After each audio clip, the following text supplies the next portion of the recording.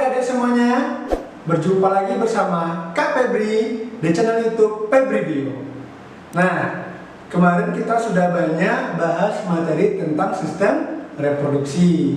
Nah, pada pertemuan kali ini kita masih bahas tentang reproduksi juga. Namun, yang akan kita bahas kali ini adalah tentang kelainan ataupun penyakit-penyakit yang ada pada organ reproduksi kita. Nah, yang akan kita bahas pada hari ini ada dua topiknya. Ada penyakit pada laki-laki, ada juga nanti pada perempuan. Nah, walaupun keduanya nanti ada juga yang terdapat secara bersamaan ya. Nah, di sini ada beberapa contoh penyakit ataupun kelainan yang terjadi pada organ reproduksi. Yang pertama kita lihat dulu ya. Ada pada laki-laki. Di sini ada namanya impotensi. Mungkin tak asing lagi kedengarannya bagi kita. Ada lagi namanya anorgasmia. Ada lagi namanya kanker prostat. Ada lagi namanya epididymis atau epididymitis. Ada lagi namanya uretritis. Ada lagi namanya infertilitas. Namun bukan ini saja, banyak lagi penyakit-penyakit yang lainnya. Nah, kalau mau tahu penyakit apa saja ini, simaklah penjelasan berikut ini. Pertama, kita akan coba bahas dulu tentang impotensi atau impoten. Kalau kita berbicara tentang impoten, tentunya ini bukanlah hal yang asing lagi kedengarannya di telinga kita. Karena ini sudah sangat lumrah. Namun apa sih itu sebenarnya impotensi atau impoten itu? Nah, impotensi atau impoten adalah disfungsi ereksi, memiliki beberapa bentuk gitu. Disfungsi ini maksudnya adalah penis tadi kurang bisa berfungsi dengan baik, maka dikatakan dengan disfungsi. Nah, seperti tidak bisa ereksi, kesulitan mempertahankan ereksi, hingga bisa ereksi tapi penisnya kurang keras. Kondisi ini bisa terjadi seiring bertambahnya usia pria. Akan tetapi, seorang pria juga bisa mengalami impotensi karena mengalami kondisi psikologis dan riwayat medis tertentu, gangguan hormon, kerusakan saraf di penis, hingga kelebihan berat badan. Nah, jadi kelebihan berat badan itu juga bisa mengakibatkan disfungsi penis kita seperti impotensi ini. Jadi bagi yang berat badannya agak berlebihan, tolong hati-hati dan agar bisa untuk dikurangi ya. Penyakit selanjutnya adalah anorgasmia.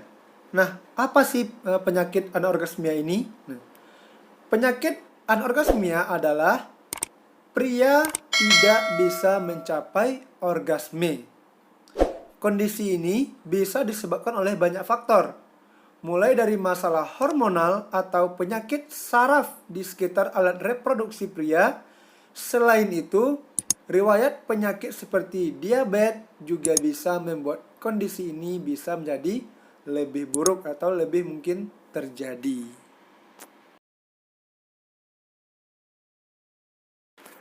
Penyakit selanjutnya adalah kanker prostat. Nah, kanker prostat ini umumnya terjadi pada pria di atas 40 tahun, terutama pada mereka yang memiliki keluarga dengan riwayat gangguan kesehatan serupa. Penyakit ini ditandai dengan rasa nyeri saat buang air kecil dan saat ejakulasi, rasa sakit di punggung bawah, dan terdapat juga darah dalam urinnya. Itu dia ciri-ciri dari penyakit kanker prostat.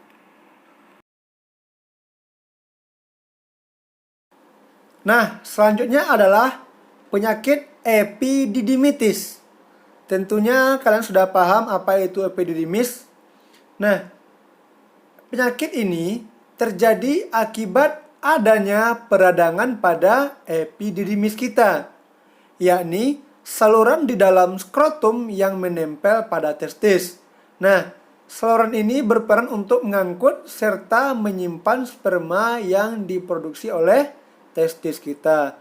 Nah, sekarang pada epididymis ini terjadilah sebuah peradangan yang disebut dengan penyakitnya epididymitis. Nah, mungkin pada gambar ini bisa kalian lihat bagaimana bentuk peradangannya sehingga warnanya menjadi berbeda.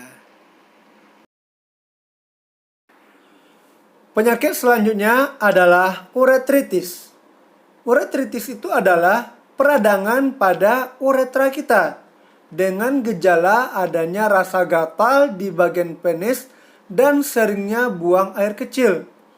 Organisme yang banyak menyebabkan uretritis ialah virus herpes. Nah, itu tadi penyakit uretritis.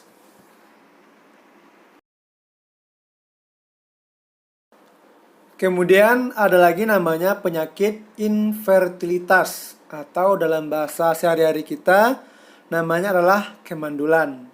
Nah, jadi mandul itu bukan hanya pada seorang perempuan, tapi ada juga laki-laki yang mandul dan istilah namanya infertilitas.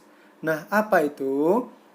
Infertilitas bisa disebabkan oleh gangguan spermatogenesis, yakni misalnya karena testis terkena sebuah sinar radioaktif, lalu terkena racun, infeksi, ataupun gangguan hormon, tersumbatnya saluran sperma, serta jumlah sperma yang disalurkan itu terlalu sedikit, sehingga terjadilah suatu kemandulan pada seorang laki-laki.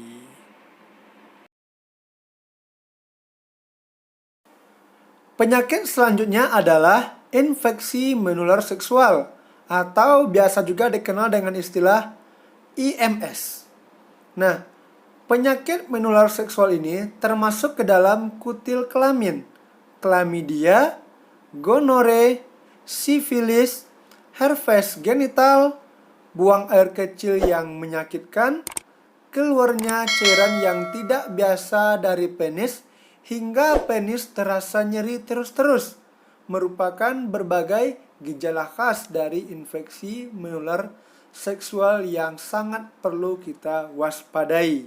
Nah, jadi penyakit infeksi menular seksual ini dia itu adalah banyak macamnya. Nah, seperti yang kita lihat ini beberapa contoh dari bentuknya. Dan ini bisa menular dari laki-laki ke perempuan ataupun dari perempuan ke laki-laki. Nah, namun sebenarnya masih sangat banyak lagi penyakit-penyakit yang lainnya. Nah, namun pada laki-laki cukup kita bahas yang ini saja dulu. Nah, itu tadi adalah beberapa penjelasan ataupun beberapa penyakit yang terdapat pada organ reproduksi seorang laki-laki. Nah, sekarang kita akan lihat lagi apa saja contoh-contoh kelainan ataupun penyakit yang terdapat pada organ reproduksi seorang perempuan. Di sini ada beberapa contohnya juga. Ada namanya miom, ada kanker. Kanker ini banyak ya, ada nanti kanker serviks, kanker rahim, kanker vagina, kanker vulva, banyak ya, nanti kita lihat. Ada lagi namanya endometriosis, endometrium, itu nanti kita bahas ya. Lalu radang panggul, ada lagi namanya infeksi menular seksual atau IMS. Nah, IMS ini bukan hanya pada seorang perempuan saja, pada laki-laki juga ada, makanya infeksi menular seksual bisa terdapat pada laki-laki, bisa juga terdapat pada perempuan. Nah, di sini nanti kita juga akan bahas tentang HIV ya. Nah, penyakit-penyakit ini akan kita bahas pada penjelasan berikut ini. Pertama di sini kita akan bahas tentang miom. Namun pada gambarnya ada miom dan kista. Nah, miom atau fibroid rahim adalah tumor jinak yang tumbuh di rahim. Tumor pada miom terbentuk dari jaringan otot rahim. Nah, penyakit pada sistem reproduksi wanita ini sering menyerang pada wanita di usia produktifnya. Nah, kemudian kalau yang kista itu adalah benjolan yang berbentuk seperti kantung nantinya, yang ada juga pada bagian organ reproduksi wanita ini. Tetapi sebenarnya kista ini dia itu berisi cairan udara ataupun zat seperti rambut. Nah, benjolan ini dapat tumbuh sebenarnya di bagian tubuh manapun dan diakibatkan oleh beberapa faktor seperti infeksi, radang, ataupun keturunan. Nah, namun yang sering terjadi adalah kista pada organ reproduksi.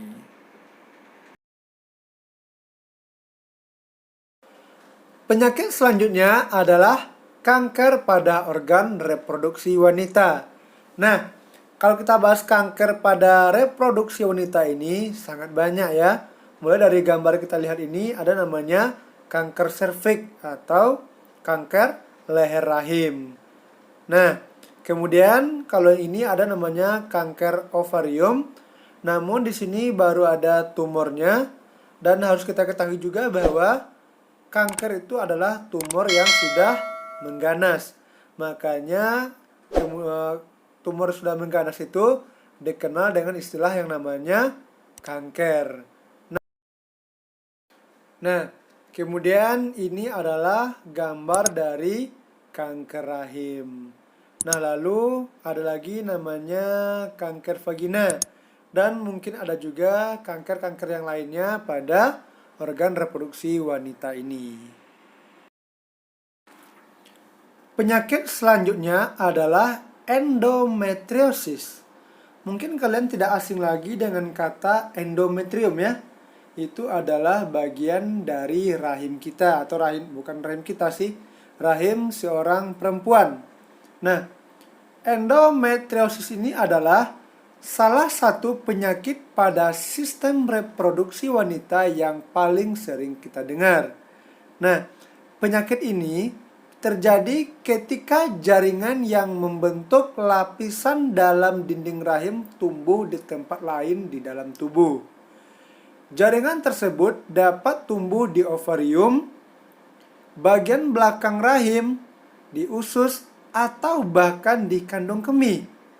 Jaringan yang salah tempat ini akan menyebabkan nyeri haid yang hebat, pendarahan menstruasi yang deras, dan juga nyeri saat berhubungan seksual. Nah, dan kemudian juga bisa menyebabkan sulit dalam hamil. Penyakit selanjutnya adalah radang panggul. Nah, penyakit radang panggul ini merupakan penyakit yang kerap terjadi pada sistem reproduksi wanita. Penyakit ini disebabkan oleh bakteri penyebab infeksi yang merambat masuk ke dalam panggul melalui vagina ataupun serviks, atau disebut juga dengan leher rahim. Salah satu penyebab radang panggul yang paling umum adalah penyakit menular seksual seperti klamidia dan gonore. Jika tidak diobati dengan baik, penyakit ini bisa menyebabkan nyeri panggul jangka panjang, tersumbatnya saluran telur, infertilitas, dan kehamilan ektopik. Jadi, bagi seorang wanita, janganlah dibiarkan jika seandainya terjadi radang panggul ini, karena ini bukan hal yang biasa saja, tapi nantinya bisa menimbulkan suatu hal yang hal-hal yang tidak kita inginkan lainnya. Ada lagi namanya penyakit IMS atau infeksi menular seksual. Nah, namun di sini tidak perlu kita bahas lagi karena tadi sudah kita bahas juga pada penyakit pada laki-laki ya. Karena pada laki-laki dan perempuan penyakit IMS ini sama. Karena bisa ditularkan dari laki-laki ke perempuan ataupun perempuan kepada laki-laki. Jadi di sini tidak usah kita bahas ulang lagi. Kemudian ada lagi namanya penyakit HIV. HIV ini bisa terjadi pada laki-laki, bisa juga terjadi pada seorang perempuan. Nah, namun penyakit HIV ini adalah penyakit yang sangat berbahaya, yang mana katanya sampai saat ini belum ditemukan obatnya. Nah, penyakit HIV ini bisa menular dengan cara seks bebas, kemudian jarum suntik, transfusi darah, dan juga ada beberapa hal lainnya lagi. Nah, namun nantinya kita akan coba bahas suatu materi khusus tentang HIV ini. Karena HIV ini juga merupakan suatu hal yang menarik untuk kita bahas. Jadi itu dulu contoh-contoh dari penyakit baik pada organ reproduksi laki-laki ataupun organ reproduksi perempuan. Sebenarnya masih sangat banyak lagi penyakit-penyakit yang lainnya, baik itu yang laki-lakinya ataupun pada perempuan. Nah, itu tadi penjelasan mengenai kelainan-kelainan ataupun penyakit-penyakit yang terdapat pada organ reproduksi seorang laki-laki ataupun perempuan. Nah, agar kita terhindar dari kelainan atau penyakit ini semuanya, hendaklah kita selalu menjaga kebersihan dari organ intim ataupun organ kelamin kita. Selain itu, hindarilah juga hal-hal yang bisa untuk menyebabkan penyakit pada sistem reproduksi kita. Kalau bukan kita sendiri yang menjaganya, siapa lagi? Karena itu terdapat pada diri kita sendiri. Ya, itu dulu penjelasan kita pada video kali ini. Semoga video ini bermanfaat bagi kita bersama. Jangan lupa juga untuk like, comment, dan subscribe dari channel YouTube Febri Bio ini. Dan jangan lupa juga untuk share video ini kepada teman-teman yang lainnya. Semoga teman-teman yang lainnya juga bisa mengetahui apa saja yang ada pada video kita ini. Wassalamualaikum warahmatullahi wabarakatuh.